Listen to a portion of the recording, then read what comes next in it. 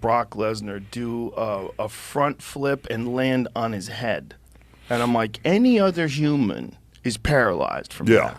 Any other human. To be 300 plus pounds, to be built like a fucking superhero, and to do a front flip and land on your fucking head. Most people are dead. I think it was a backflip. I think it was a moonsault, right? Was it? Yeah, I think so. Well, you would know more than anybody. It was like an inverted... Yeah. He stood forward looking at you. It was like an inverted flip. So it was forward. There it is, Tony. Oh, it is forward, yeah. Look at the fucking size of it. Oh, it was a forward backflip. Jesus and he landed Christ. on his own head.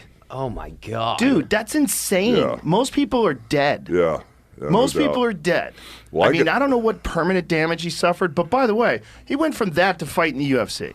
Yeah. He fought in the UFC after that, which is insane. Well, I got him first when he came back from the UFC, okay? And I was kind of like winding down, putting guys over and doing my thing. And Vince goes, I want you to work with Brock. I went, okay, well, I knew his buddy Brad Riggins, who was he lived in Minnesota. He was the coach of the Olympic team several years back. And so when Brock was in high school, we had heard of him. We kept an eye on him, you know. But when he came back from UFC, they gave him to me first, and he was really intense, brother. You know, he was really intense. So my whole thing is we always grab somebody and squeeze them and give them the office. Like, if you got my head and you're about to break my neck, I'll give you the office so you lighten up, you know. And I squeezed the piss out of him, giving him the office, and finally I just started calling him Broccoli. You know, I said, Broccoli? I got him to laugh a little bit. I said, let me tell you something. If you keep hurting me in here, if you don't loosen up on the old man here, I'm going to make you look really, really bad because you're going to be in here by yourself. You know, I used to tease him all the time because he's a really good friend, you know. And so when I got him first, he was really, really intense, and now he's turned out to be one of the best workers this business has ever seen. Yeah. I mean, he draws money, he backpedals, he sells, he's got instinct, he's, you know, got placement, he knows where he's at, he listens.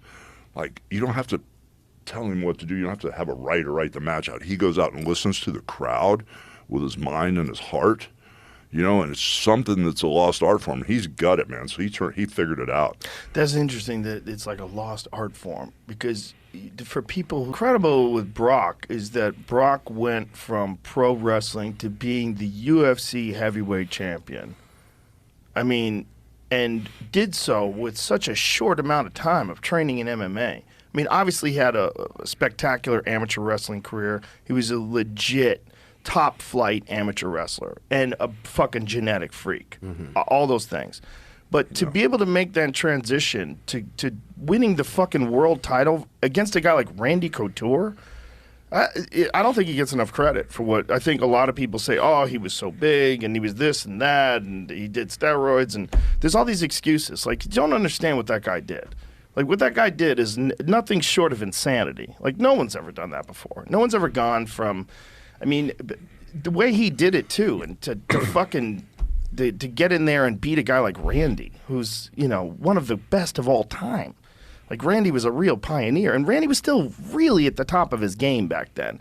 It wasn't that, it was just, he was just fucking a freak, just a real freak. Like, I always said that if, like, that guy, like, fresh out of college, like, if we were in a different era, like, if he's coming fresh out of college today, and someone like Faraz Sahabi or, you know, Henry Hooft, like some top flight MMA instructor gets a hold of him as a young man and teaches him how to strike, where, you know, he's comfortable and he can move just like elite guys of today.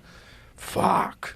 He would have been unstoppable. He would have been unstoppable. He's a monster, brother. He's a monster. He still is. Still is. So he's like the biggest genetic freak maybe I've ever seen in the sport. Me and my crew used to go to the Royal Rumbles for a few years back. Yeah. And that's 30 people. One comes out every minute. And that's where you really see what a freak he is. Because it stands out amongst 30 other wrestlers. You can tell with 2, but with 30, and he comes in and he's flying. He's faster than the other people. He's stronger than the other people. It's the closest thing to it is like watching LeBron James play basketball. You're like, how does he move like that? He just got to the hoop in 2 steps, and that's what he's doing in the wrestling ring. You ever see his NFL combine numbers? He had like legit top flight combine numbers, like ridiculous numbers. See if you can pull those up, because just a fucking freak, man. Yeah. Like a real rare one. Very fast, too. Like his run was fast. Look at this. 6'3", weighs 283 pounds, a 40-yard dash of 4'7". 4'7". That's crazy. At 283 pounds. It's insane. Jump 35 inches vertically and 10 feet from the standing long jump. 10 feet. He's hurling He's hurling almost 300 pounds, 10 feet. He can bench 225 pounds for 30 reps. 225 for 30 fucking reps. That's crazy. Dude. Oh, look, it's me. Astounded. I've been astounded multiple times by that guy. That's crazy. There's a few guys that I say, He like, can still go, brother. yeah, I'm sure he can still go. Well, there was talk about him fighting again in the UFC just fairly recently, like a few years ago.